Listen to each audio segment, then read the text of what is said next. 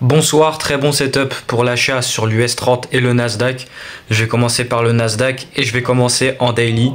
Alors sur le daily, ce qui se passe, c'est que on est bullish et nous sommes entrés sur la fair value gap en daily sur lequel on est retracé et on a sweep interne pour ensuite faire le retournement et aller vers la nouvelle ERL et refaire un MMBM et refaire le nouveau higher high. Là nous avons cette fair value gap bullish en daily sur lequel le prix a retracé. C'est aussi un point de liquidité sur les temporalités plus petites, donc on a une sweep interne et là on charge pour ensuite monter. Ça c'est la ERL, donc là monter IRL vers ERL et MMBM à l'intérieur de ça. Ensuite sur le 4 heures, là on a donc joliment notre sweep interne. On a aussi cette fair value gap haussière en 4 heures. On a aussi ce point de rejet ici sur lequel le prix trouve support. C'est une... Non, c'est pas une order block, mais c'est une forme d'order block générale. C'est un point d'intérêt. Nous avons aussi les gaps ici. On avait rejeté le point de liquidité en bas qui est là. Et ensuite on a monté, sauf qu'on va pas faire la montée directe pour venir là-haut. On fait un retracement sur la rejection block, plus on retape dans les points d'intérêt et on fait de la manip interne et tout ce que c'est que je vais vous montrer pour ensuite monter et venir chercher ERL, ERL, ERL. Alors ouais, on monte pas direct là. De toute façon ça c'était fin hier. Hier on avait descendu pour venir sweep puis se retourner. Là on fait le premier chargement. Le sort de... C'est pas on part direct, mais on fait un sort de double bottom et c'est la même chose qu'on avait fait, je ne sais plus où, sur les lower time frame. Mais bref, vous avez capté très belle narrative bullish. Donc là, nous avons une très belle narrative. Je vous ai expliqué toutes ces discount arrays, ces arrays discount. Il y a donc aussi la rejection block ici, le point qui est là, le point qui est là, et dans la fair value gap générale. Donc là, c'est le modèle un peu sweep interne, retournement et aller vers les liquidités extrémités. Et là ensuite, donc en tapant dans la rejection block, on sweep interne ici sur le bas asiatique. Ça, c'est le bas asiatique. On forme aussi une SMT divergence avec le S&P 500. On est revenu dans cette order block caché. Mais ouais, généralement, prise du bas asiatique, SMT divergence, et puis on se retourne. Nous avons le market maker buy model à l'intérieur en intraday, vu que ça c'est le haut de Londres. Et puis ensuite, nous avons le haut ici, d'hier. Ouais, ça c'est le haut d'hier. On avait sweep le haut là pour ensuite dump. Ça c'était hier. Et ensuite le haut du all time high, mais la ERL de la tendance bullish, le dernier higher high. Et là, à partir de ce point-là, donc normalement, tout est compris. J'espère que vous comprenez bien. Ce qui se passe, c'est que maintenant, je cherche mon achat. Une fois qu'on a sweep ça, on tape dans les points d'intérêt et on forme ce sort de double bottom. J'aime pas dire comme ça, mais c'est réel, c'est littéralement ça. On forme ce double bottom ascendant pour ensuite monter et pas monter directement à partir de là. Genre, pas continuer la montée à partir de ça. On génère ce côté de gauche, on tape dedans pour sweep et ensuite on rejette et on part. Et alors à l'intérieur de ça, je cherche ma confirmation. Bien sûr, j'ai acheté avant ce que c'est que je vais vous montrer. Mais là, on a le CSD 15 minutes. On reteste order block, propulsion, re-CSD. Mais mon entrée a été sur... Et là, comme vous voyez, on ne fait pas le bas pour ensuite retourner en V. On fait ce sort de double bottom. J'aime pas dire comme ça, mais on fait des doubles bottom. On fait des doubles rejets du truc. Et donc là où je sais que j'ai acheté, nous avons eu de la SMT divergence là, nous avons eu donc la plus grande SMT, on a fait des mini SMT avec les bas. Et après la baisse, pour venir taper dans mes points d'intérêt, c'est là où j'ai cherché l'achat. Mon setup il était là pour acheter, on est aussi revenu, mais j'avais mon point protégé. Mais ouais, on allait revenir pour faire ce double bottom et pas partir dans un V direct. Ensuite en 1 minute, après en 3 minutes on voit bien aussi.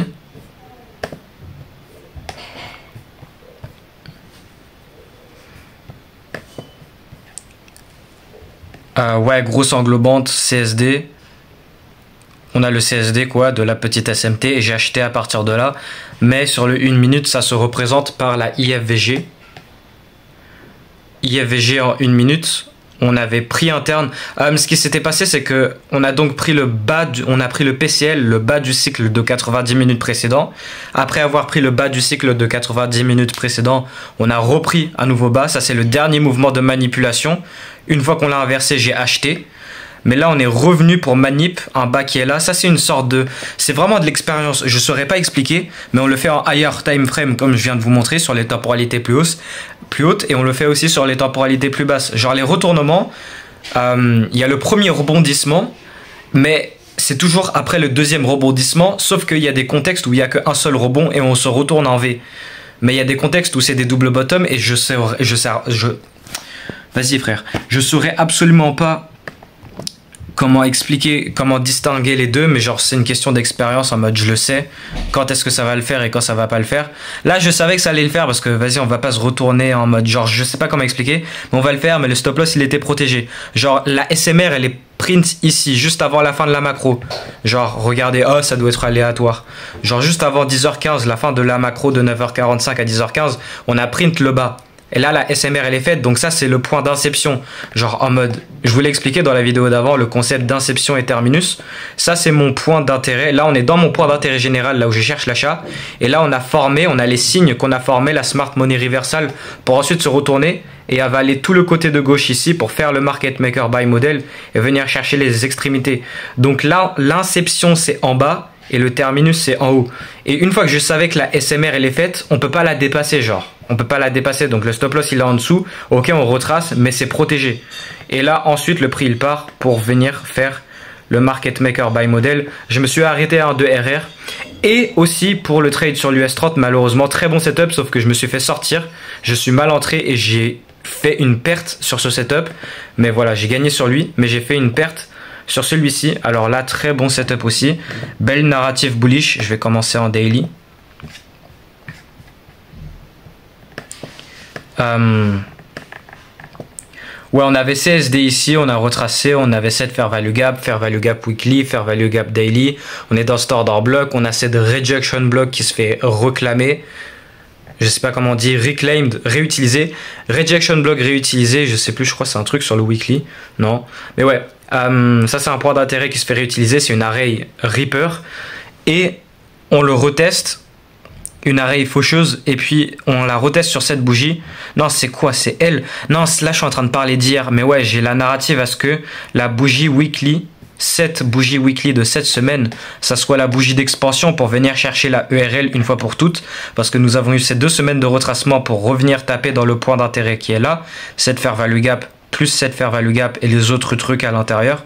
Et je m'y attends à ce que cette bougie weekly, elle fasse ce qu'elle est en train de faire. Donc j'ai très bien prédit ça. La fonction de l'indice a été une sorte de pause pour l'accumulation. Puis là, on a eu la manipulation, puis distribution. Et ça, c'était hier. Il y avait un bon setup hier et c'était la vidéo précédente. C'était le récap de trade précédent. Et là, c'est juste la continuation. Donc, accumulation, manipulation, distribution, continuation. On a la ERL là et la ERL principale. Et la fonction d'aujourd'hui, c'était de venir dead ça parce que la phase finale du Market Maker Buy Model, ça va toujours être l'accélérateur. Parce que là, comme vous pouvez le voir sur le Nasdaq, ça a été très accélérateur à la fin. Là, c'était un petit peu lent.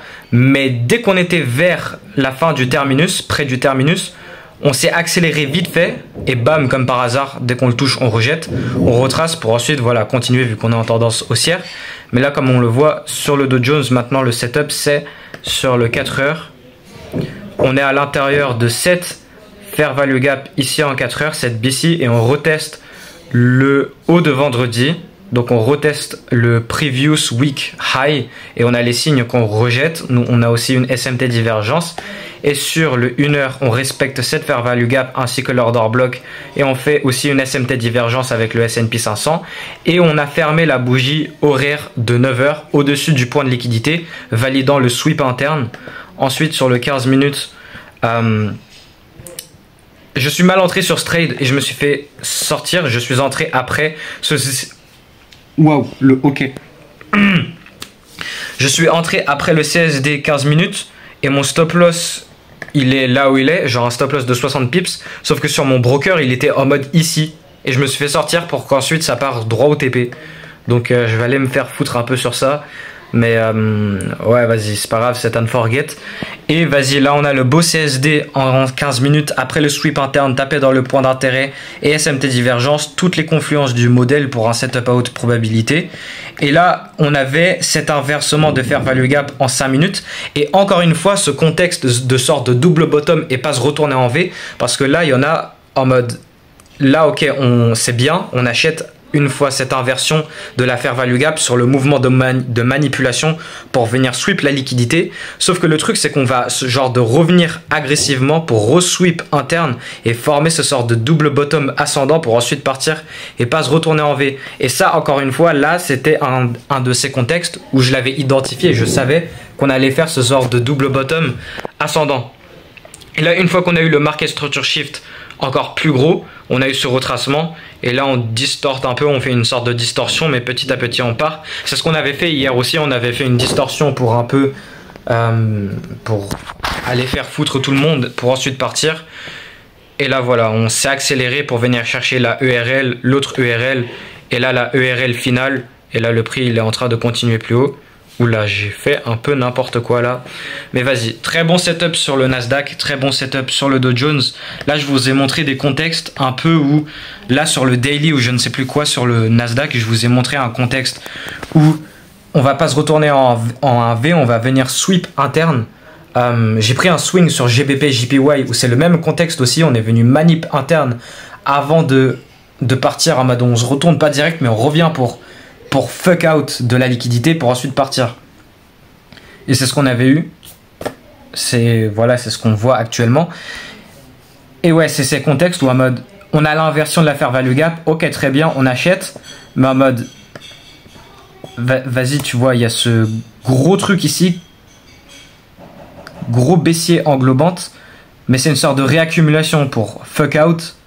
Taper dans l'order block, taper dans le point d'intérêt et ensuite partir. Et là maintenant on part. Mais de toute façon là après on avait formé ce beau CSD création d'order block en 15 minutes. On reteste le bas de l'order block plus le point de liquidité qui se fait réutiliser. Et ensuite on vient, on reteste propulsion block et après on part. Et ouais quoi, très beau setup. Genre littéralement mon modèle là il est très bien. Genre là c'est vraiment magnifique. Ça c'est vraiment des très bons setups genre. C'est magnifique vraiment. Et ouais allez bonne nuit. J'ai bien mangé là, ouais, allez, ouais.